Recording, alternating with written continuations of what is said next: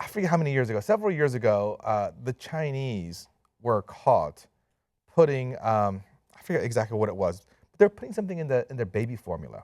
I think they were putting in melamine. So it's like this fake protein that they were putting in, and it caused these kids to who had it to die. They're also putting in dog food, and that was shipped all over the world, and some dogs that ate it also died. So the Chinese government rounded up these executives and executed them. They executed them. They said, you can't do this. You can't put stuff in food that kills people. They should be executed. For a profit. If you believe in execution, I don't. But if you believe in it, that's the perfect time for it. Right. So I agree with you. I don't believe in executions either. But you know, this company, Mylan, that does EpiPens, so they jack the prices up, way, way up. Yeah. You know what that means? People are going to die. People are going to die. People are going to die, right? Literally. And the CEO, her salary went from, I forget, $2 million to $18 million a year.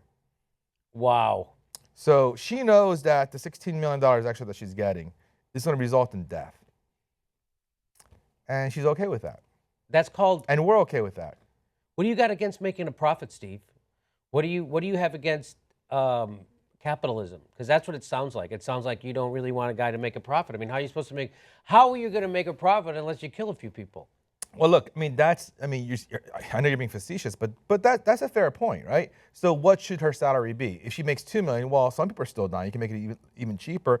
Should she take $0 as her salary? Okay, because if she takes any amount, that's more people that might be dying. So there's a philosophical argument you can make in favor of her taking some salary, and who are you to judge how high that salary should be? I get that argument.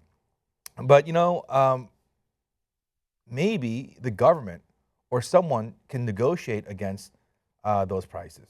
Maybe we could have true market forces in effect, right? That's what everybody wants, right? Market forces. So let's not let them have a monopoly where they can set whatever price they want and gouge people. Because if you have a child who is allergic, what are you going to do? Not buy an EpiPen? Right. I guess some people can't, so their kids might die. All right. That's another bad transition. Sorry, folks. We're getting better at this. Do you think voting for Hillary, you don't think it will fix that? No. No, voting for Hillary is not going to fix that. It's not going to stop the TPP. It's not going to stop the next crash of Wall Street, which is coming. And then what?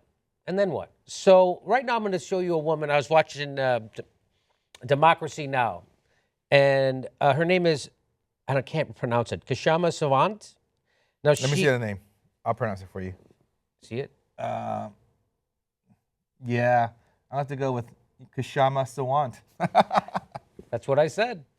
Kshama Sawant. Now, she is a city council person in Seattle, and she calls herself a socialist, and she's an active member of the Socialist Alternatives, and she sits on the Seattle City Council. She's a former software engineer, and she became a social activist and a part-time economics instructor in Seattle after immigrating to the United States.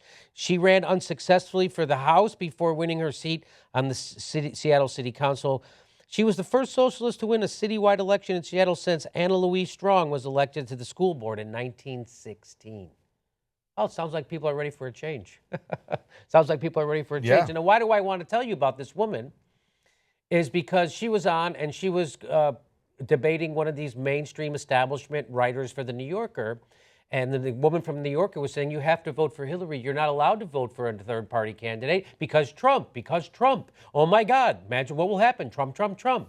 And this woman had this to say. Let's listen to a little bit of it. At the end of the day, I don't think the debate is about her speech skills and all of that. It's more the fact that she is a dogged representative of Wall Street and Wall Street interests, and her entire party, the Democratic Party and the establishment that controls it, is a representative of Wall Street interests. And yes, there are differences between Republicans and Democrats, but that is one thing they agree on, that they are primarily advocates for Wall Street. And Hillary Clinton is well on her way to be the international emissary for the fracking industry, which is so dangerous, so much so that she has refused to really even accept that this is going to be a huge problem in terms of climate change.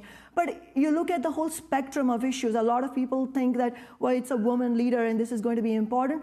But look, she was on the board of Walmart for 6 years. Walmart is the world's biggest purveyor of poverty wages. And who do you think it affects? It affects women at the very bottom. You heard from the woman, the poignant story of the woman, I saw her last night at the protest, who said that because welfare was destroyed under Bill Clinton, her mother had to become a sex worker. Hillary Clinton was not an innocent bystander when welfare was dismantled.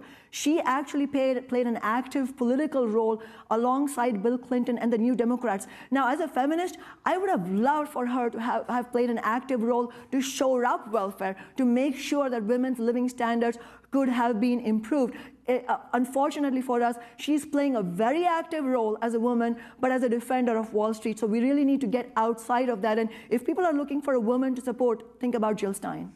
Wow, this woman is a total sexist. Totally. What a misogynist. Why does she hate women? She hates she's Hillary so just because white. she's a woman. She's such a white privileged. Yeah, disgusting. Wow. I just thought that was powerful. That she's like, no, we need to get out of this paradigm, this two-party paradigm. We got it. The answers to our problems do not lie inside the Democratic Party. She's right. If you're looking for a woman to support, she said earlier, she said, I was watching Democracy Now! Before when Hillary Clinton was running against Barack Obama. And on there you had Gloria Steinem saying you have to vote for Hillary Clinton if you're a woman. And then there was another black woman next to her, I don't remember who it was, saying that, no, if you're black, you have to vote for Barack Obama. And this woman from Seattle says, and there I was, a woman of color, saying neither of these candidates speak to me.